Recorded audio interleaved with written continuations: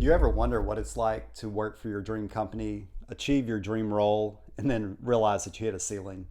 So that's exactly what we do in this video. Me and one of my peers walk you through our career journey with Nike, what it's like when you hit your ceiling, and then what it's like to either pivot to another industry role or go into the entrepreneurial world. So, hope you enjoy. I wanted to work for one company and one company only, and I achieved that dream. And after 20 years, I realized that there was nowhere else for me to go. And a lot of mid career professionals are finding that same thing. So, hey, I'm Dustin Neff, your anti career coach. I help people figure out how to exit corporate America in 90 to 180 days and replace their salary. And I'm here with one of my favorite people in the world, Aaron Tater. And we're going to kind of share our story and what we see across the industries when people kind of get stuck in their position and there's really nowhere else for them to go. So we'll share our stories and kind of talk about some different paths that we've taken and then, kind of what we're seeing in the marketplace. So for me, Dustin Neff, I started with Nike in 2003 and I was there for 19 years. I started out as an entry level manager and worked my way up. So I worked in Gulfport, Mississippi, Memphis Employee Store, which is really cool. Back to Gulfport, Baton Rouge, opened the first store in the state in Little Rock. And from there, there was nothing else for me to do. There were no promotions coming up, so I know I had to get to a bigger market. So I moved to Memphis and took a big promotion there. After a year, and incredible results there, by the way, $11 million to $16 million, $0 profit to $3 million. But I went to supply chain. I wanted to take, in my mind, I could use my skills of putting people first and developing people, and it could work in any industry. So I went to supply chain with Nike, and I had a team of 31 managers, 250 employees, and I was lost for about 3 months. But until I got really vulnerable and asked my team for help, and which they did. So that is my Nike journey. After that, we'll kind of get into that later. But that's my Nike experience, really people first, and it led me to tremendous results. And so Aaron's got a similar story that he'll share. We met in, I think, 2015. So I'll turn it over to you. Yeah, and right, it was for years. It was right the start and then the end of that dream job, right? Where we're coming to that, and I think that's a big part of what we're talking about today. Yeah, I mean, I started just again, we talk about why it's a dream job, right? We're athletes. We love shoes and sneakers. We grew up, idolizing Jordan, right? It was the end all be all. And for me, I wrote a letter to Phil Knight at some point in either elementary or middle school, and my signature has a swoosh in it, like I was in. How old were you? Right. I changed my signature in 6th grade. Okay, so I was about the same, 4th or 5th, maybe 5th or 6th grade. I was drawing. Well, it was really dunks, and I was coloring different colors, and I would try to send them in. Yeah, they never responded. Yeah, right. And but we didn't know, at that age, like what would it mean? Like what's a real job? Like that wasn't the point. It was just there was this thing that, from a culture standpoint, we loved. Right? We loved ball. We loved being competitive, and a lot of those things are still present and were present in the jobs that we had. I mean, that's the great thing about to be a whale like Nike and still be able to give you some of those opportunities, right? We did get to develop people. We did work with incredible leaders and all those things that you would want in a job, but, right, the control. So, yeah, I started as a seasonal athlete in Johnson Creek, Wisconsin, right? The Crick. And at one point we thought we were shutting down because it was such a small volume store. And, the Todd Kalinske, right? Like a father to me, he said, I said, what's next, right? Like, I don't want to keep doing this. Like, what's next? And he said, go west.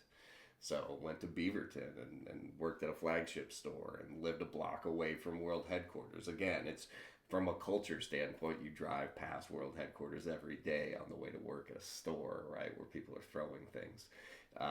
It still fueled that, right? It filled that bucket. At the time, it was great.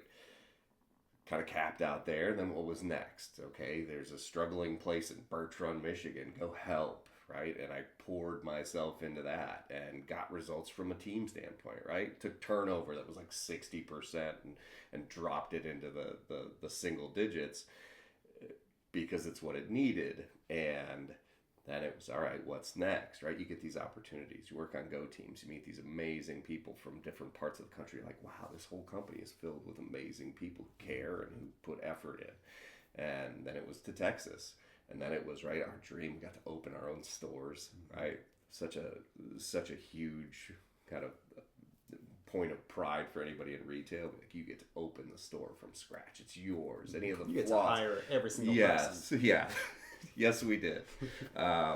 You get to be in front of a lot of people, and you get to really learn a lot, whether you know it in the moment or not. But we think back, right, and there's like 30,000 people that we interviewed for this store, and just the different answers you get to things, and it's really kind of this unfolding real-time documentary of psychology, right, and how people answer questions when somebody else has answered a question in front of them. Well, right? I'll tell you, that made me world class at analyzing people very quickly. Because used to, our interviews, they were like an hour long, and they're competency based, and you'd kind of pick up on some things. But the more of those you do, I think when you get to about 1,000 interviews, like what would have taken you 45 minutes previously, in the first 5 minutes. Yeah. And I remember like doing a job fair with you, and you're going deep with people, and I'd already made the decision. I was like, Yeah. And so being efficient with your time. Absolutely. But I'm gonna push back on that, just in how that experience has turned around now, right? I'm no longer with Nike, and it's not as sexy of a position or organization.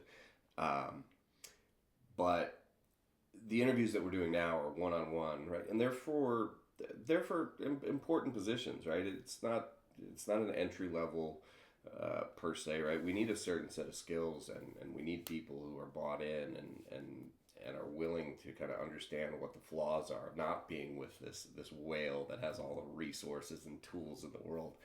And one of my bosses, I'm not going to say leaders there, at one point shut an interview down, right? 5 minutes in, it's scheduled for an hour. It's in a conference room.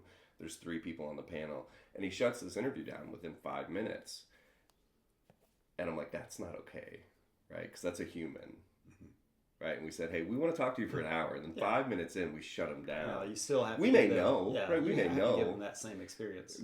Correct. Yes. Right. It matters. It all matters, right? Because we're just people. At the end of the day, we're just people, and how we interact with each other is so important, and that gets lost. Yeah. And I think that's what gets lost, and it's why, right, it led you to the position where you made this decision, right? And you were going to really chart your own path, and it's why I'm here and we're talking about it, because the one thing that I had that I could take over, because my skill sets have not transferred, my experience base is no longer tapped into in what I'm doing, and I'm learning these new things, or attempting to learn these new things. But to learn anything, you've got to be really interested, and that's tough. And now the ability to even hire the people that I can identify, because I've built a good team and I've watched them get promoted and at least go off to other companies where they're being compensated or have different opportunities and maybe have the tools and resources to do whatever it is that they're doing. And now that's been stripped away a little bit, right? Where somebody who wasn't in on those interviews is saying, well, let me see the resumes. Okay, hire this person because this one's going to leave. And I go, well, okay, that's fine, but like, this person wants to be here and can help, but now we're not even, like, why even do the interview? And I think that's it's a balancing act. Like, do you want short-term success, or do you want to be building something for the long term? So so I opened the first store in the state with Nike in 2011, and you opened the second store in 2015. So that's kind of where our paths crossed. And after my first 2 months, 3 months, I was like, man, I've hired the best team ever.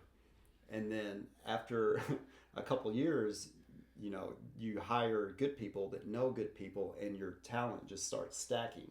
And I look back at the picture before you moved to Little Rock, and if you look at my team, I had literally professional baseball players, I had professional trainers, I had CEOs of major corporations in Little Rock that wanted to just come and be part of the culture. I had doctors, man, people that are super successful in life, if you look back at that and you're talking about entry level, and for me, it's two things. So if they want it for a career, I want to help get them promoted, and we'll talk about that. Or if they want it just as a job, I want it to be the best job they ever had. So just make it fun. And I think that's, I know when people are around us, they're like, man, y'all have too much fun. But just, I guess.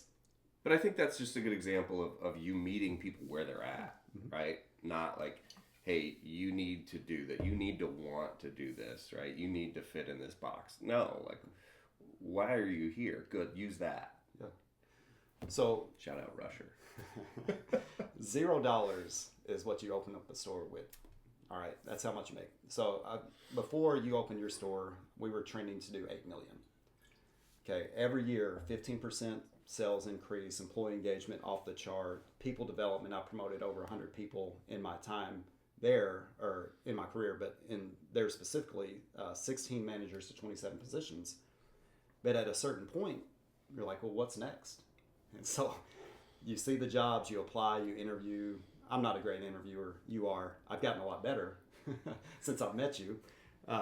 But ultimately, there was a clear path for us to get to store manager. And then after that, you can do a lot of lateral moves, but to move up, it's very difficult. Because there's just not a lot of positions for a company that everybody wants to work for. Exactly. So kind of what I'm seeing in the marketplace and where I came to and where you came to is, okay, do I pivot to a different industry or an entirely different company and see if I can take the skill set that I have and see if it works? And that's what I see all across the United States. People are just burnt out. They're tired of doing the same thing. They want to see what's next. Do they want to go into entrepreneurship, or do they want to try it in a different company? So I tried it in a different company, different setting, different city, and had tremendous results. But what I figured out is at a certain point, you're still going to hit that ceiling. So, me pivoting from retail to supply chain, then to big box, it all ended up being the same. So I kind of hit a ceiling everywhere I went. It just happened a lot quicker. Okay, so what have you kind of seen? Yeah, and I, being present, and obviously, right, us having the relationship that we've had and developed, and watching you go through that, right, there were plenty of times where I'm like, well, right, but if you stay for 2 more months, like, here's the carrot at the end of it, right? But it doesn't change anything, right? It's just, here's some hazard pay, right, that we're going to award you because you were grinding it out so hard. Oh, we're going to give you a big promotion to go in one of the most dangerous areas in the world. Yes, but we'll give you more money, and that'll be nice, right? You're going to be here even more. And I think it's important, and I actually think it's critically important to your story to identify and just discuss that work-life balance, right, has always been, when I think about you, I think about work-life balance, and I don't think about it negatively. I think at one time I did, right, where I'm like, dude, it's Black Friday week, it's Christmas week, like, they should be there more, and you're like, it shouldn't need that, right? And I think that's what's been great about our relationship, not only the 5 years that we had kind of co-managing the city, right, and trying to build different things, right, Rock City Synergy, right, and trying to take these things and expand them and create opportunities, because it was all people focused. But, I watched you do that, and, I got to a point where I was still at least with Nike, and I still loved the brand, right? And I loved my team, and I knew that I could make an impact to a degree, right? At the end of the day, right, we're still, how much money are we making, right? But that's life. That's what jobs are, right? Like, whether it's for a nonprofit like I'm doing now, right? More money, more mission, right? The more money we bring in, the more we can put those resources to helping different people. But, for me, it was that there was that next rung on the ladder wasn't one that I could grab, because it was going to require me to do this. And that wasn't an option. It just was no longer an option. So where's the motivation, right? Is it to keep doing the same thing? And yes, the compensation was good, right? I had no complaints about that. The benefits were good. I got time off, but it was when you could use that. And right, going through where for somebody like me who moved around the country so often, I hadn't truly spent a holiday with anyone in my family in over 10 years. Like, didn't see anybody on Thanksgiving or Christmas in my family over a 10 plus year period. That's great because I love people, and you meet people, and people would invite us in or invite me in to spend those holidays, but I wasn't with my family on a holiday for over 10 years. Yeah. And that's wild. Now that I have that freedom for the last 2+ years, holidays are so weird. Yeah. Like when our life used to be predicated around Black Friday and then leading up through Christmas, like there was no going home because you had to work either later that night or early the next morning. And now it's just so weird. If I drive around, I'm like, man, stores are open today. I know. I'm like, I don't want to go in and shop like on any of these days that I used to get mad about. I'm like, why didn't you do this 2 weeks ago? Right? Exactly. Like we need it. Like pay us for things. So something you said made me think about, okay, well, why did I want to do more? Because, moved here in 2011. All right, me and my girlfriend at the time, we got engaged in 2012. We got pregnant in 2014, had our son in 2015. So, I mean, that, we're building big life stuff. Okay. And that changes so many of the decisions we make. Yeah. Right?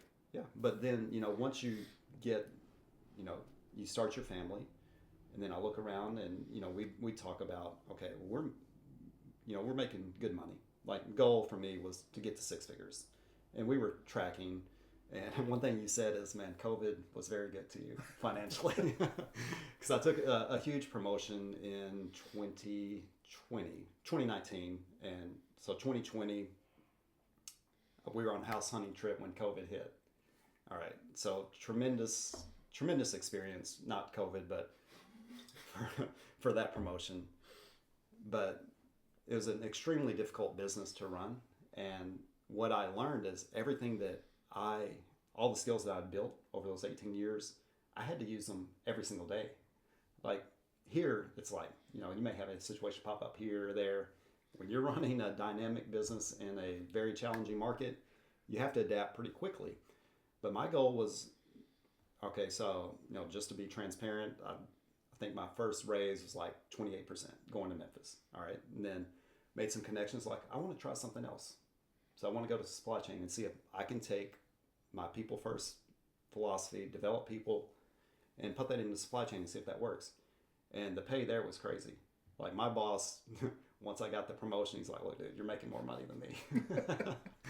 But the hours were a trade-off again. Yeah. All right, so I only worked 4 days a week, Tuesday through Friday, but it was 4 p.m. to 4 a.m. And they put me with somebody that was the exact opposite of me.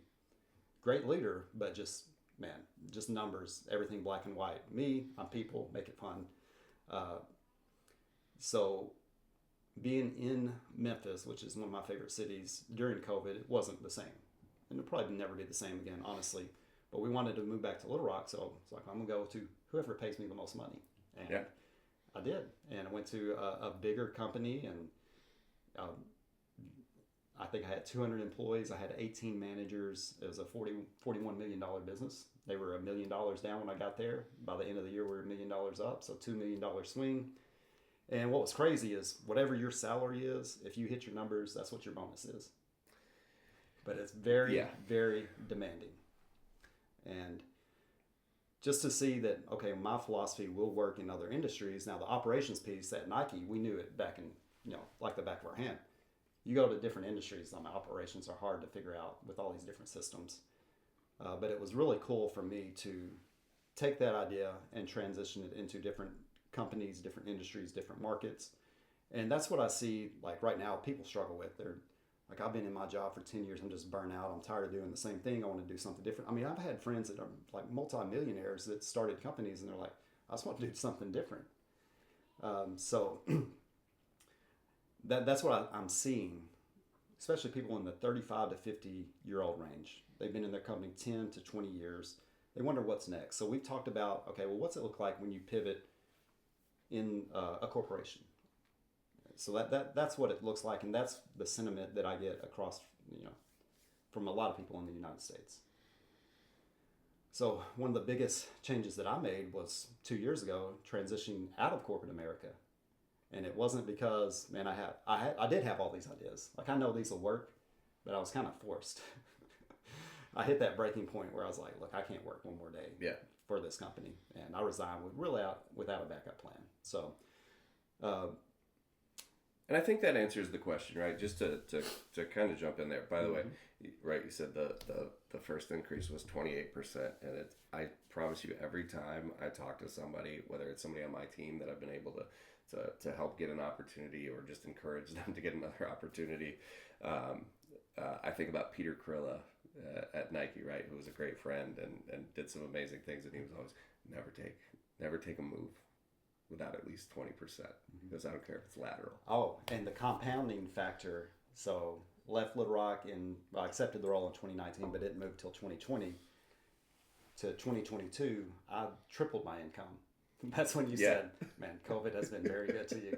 But it was all, I was just implementing the skill sets that we learned. I mean, the housing market and the value that you got back on that. Yeah, true. That worked out well. Yeah, I still had to spend more money to move. But yeah, Correct. Yeah. Okay.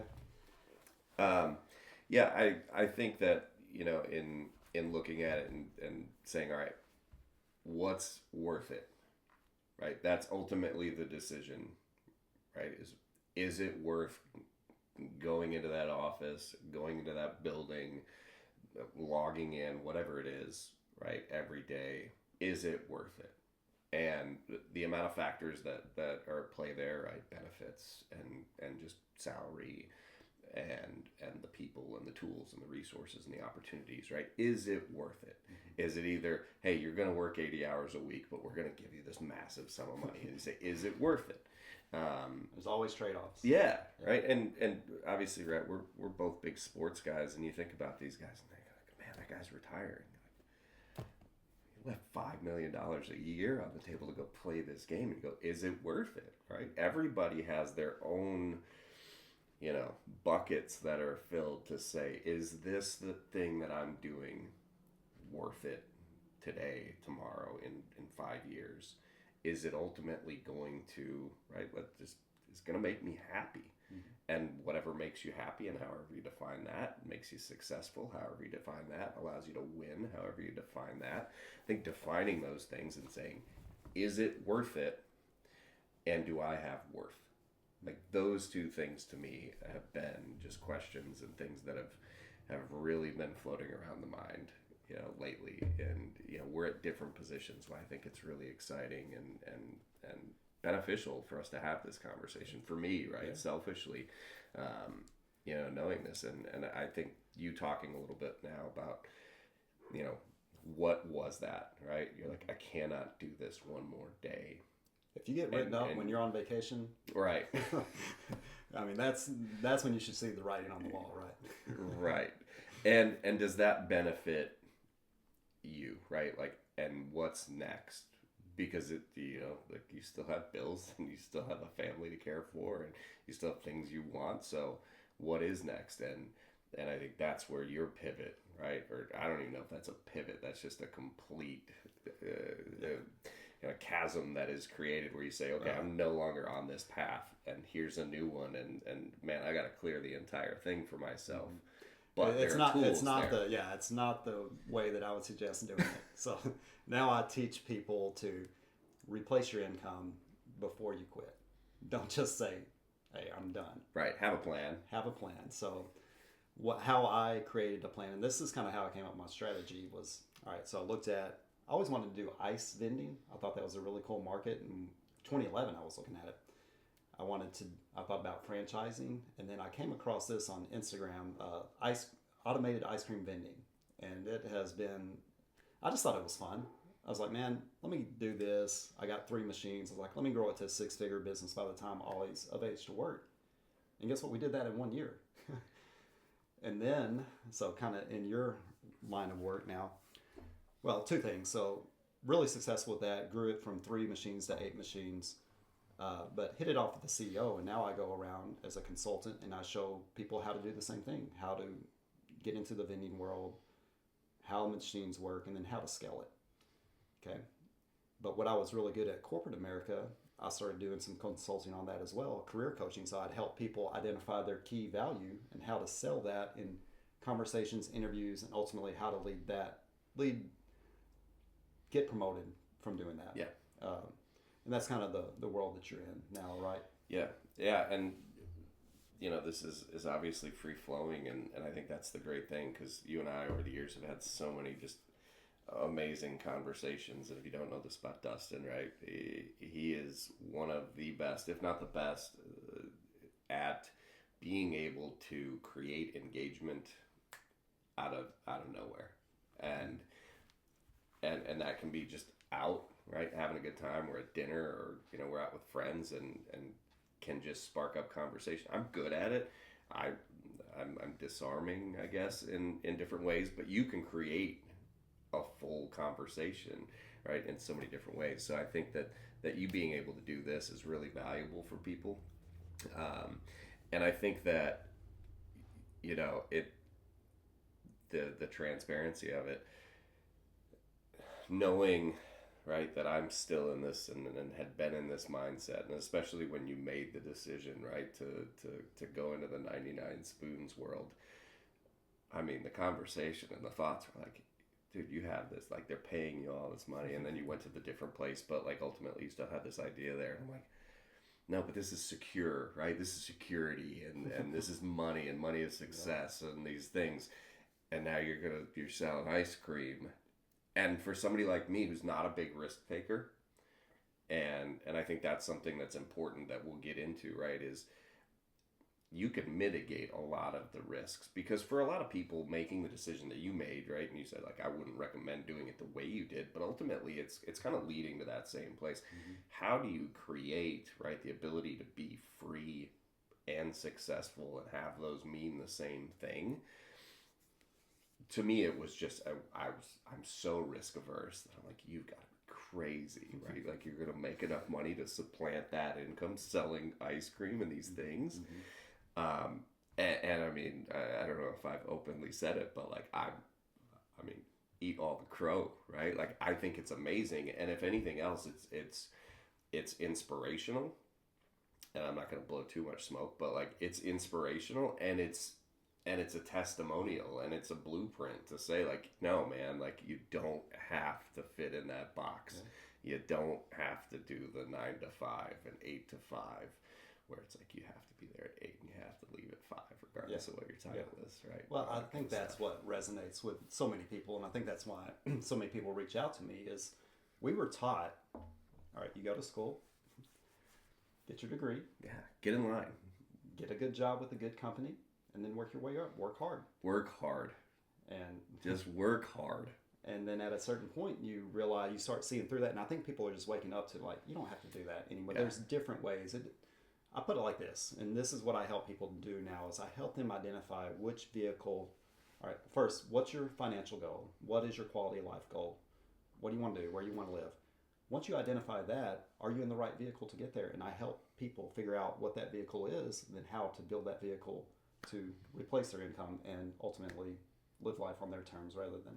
Yeah, and, you know, we talked about it. The first time we talked about it was right before we jumped on here, is that I want to do that, right? I want to do that together, because I think it'll be a good kind of blueprint over time, mm-hmm. right, for people to be able to see. But for me, it gives me so much more confidence to at least know that there is, all right, how do we take some of these ideas that we've had? Like, you know, if I could work for myself, what would it be doing? What are my skills, but what are the things that I like to do as well? Because it can't just be, hey, I'm great at doing this, but I hate doing it. Yeah. Or I really want to do this, but I have no ability to do that, right? Don't know where to start. So I think that being able to kind of walk through that journey and see how it not only comes to life, but helps me, it probably helps us, mm-hmm. right? We get to do this more often, and that's not a bad thing either. So, being able to get to that decision, right? What is it that you want? How do you get there? And how do you kind of rewire the programming to say it doesn't have to be, right, getting on that conveyor belt and doing those things and clocking in, clocking out. Figuring out the conveyor belt for me was helping people. I wanted to help people move up in their career and make more money. once I left corporate America, it's still, I want to help people, but now I want to help them live life on their terms and figure out how to replace it. Dude, the workday is so long. Yeah. I mean, it's crazy now that I'm out of that, like how long that workday is. Like, I wake up, I spend about 30 minutes doing emails, just get my day started. I take my son to school. I come back, 15 minutes, then I go to the gym for 2 hours. Then I come back, work for 2 or 3 hours. You know, I go pick him up at 2:45 every day. And I just think about, okay, I've worked in companies where I worked 6 a.m. to 5 p.m. Most people work 8 or 9 to 5. But the amount that you can get accomplished in a shorter amount of time and still have the financial results, I think that's the big trade-off for me, is just the freedom piece. Yeah. Yeah. And I think that's what a lot of people are looking for. And I think, you know, it would be remiss to not just talk about the way that a lot of corporations, and how most of, at least, you know, companies that you would say like they're good companies or good organizations to work for, have shifted some of that mindset as well, right? Like, there's nothing that says, like, to complete a day's work, you have to be in this box between these hours. And you're going to be productive during that whole time. Now, retail can be a little different. Some jobs are a little bit different because they are time-based and they're customer-facing. Yeah. You have to be available when people are willing to, or want you to be available. But if you're doing a job where you're producing a report, or you're analyzing something, or, you know, you're planning and managing projects, it doesn't require that, right? And to feel like you still have to fill that time in is where I think a lot of the more successful companies have started to lean into, right? The people first side of things. There are plenty that haven't, right? And I think that it's scary, just as it is for individuals to make those. I think for corporations to say, well, if we don't require you to be here at these hours, then we can't require anybody. Yeah. And sometimes that, and we think that it's just one size and it's on the conveyor belt and it's the same every day. Yeah, I think a lot of people, kind of similar to what I experienced, and I'm sure you experienced this as well, is, man, you feel like you're trapped because you're in a building. Okay, if you're in sales and you're able to get out and move around, that's a little different. It gives you a little more freedom. But man, when you are stuck in 4 walls and the expectations, you work at least 40 hours a week. I mean, those walls start closing in, right?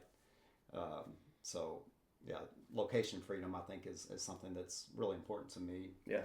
Time freedom, and then of course, you know. Yeah, and in those sales jobs, again, right, like, there is that benefit. We have plenty of friends who are very successful in those roles, whether it's in direct sales or sales leadership. Yes, they are a little bit more mobile, and it's nobody's checking in to make sure that they're sitting in a seat at a desk every day. But they are still, right, they are in control of what their sales revenue is. They're just not getting all of it, right? The reality is they're not getting much of it. Yeah. They're still getting a lot, but they're not getting much of it. Yeah. So I mentioned earlier, I might not have, grew a business from 11 to $16 million that made 0 profit to 3 million. And what did I get? Yeah. I got you got a good review. 3% raise. Yeah, you got a good review. And like a $10,000 bonus. Yeah. Like, look, I made $3 million profit. Yeah. But ultimately, man, yeah, we'll wrap up here. But that, I think, is really cool to hear your story and how our stories kind of merge, and, you know, where you get to in corporate, everybody's going to get to the same spot, or 80 to 90%. If you're willing to check the boxes and do the things, then yes. Yeah. So right? you're high potential. You're going to reach a certain area, but at some point you're going to get trapped. You're going to get stuck. You're going to get burned out, and you know, you have to know, okay, well, what else are out there? So I wanted to kind of share 2 different experiences. So leaving a company that you wanted to work for since you were a little kid and doing different things, and then, you know, same for you, and then for me going into the entrepreneurial world, and, you know, that's the biggest change that I've seen. So I started a consulting business a little over a year ago, where I'd help people move up in corporate America and make more money. But what I quickly figured out is, as people saw me traveling with my other consulting business, is like, people don't want to move up in corporate. They want to do what I'm doing. So that's really cool to see the shift in the market and people kind of waking up to, and there's a different way to do things. Yeah. Yeah. Well, cool. Well, man, appreciate you coming on. Absolutely. First of many. And yeah, that's it for this video.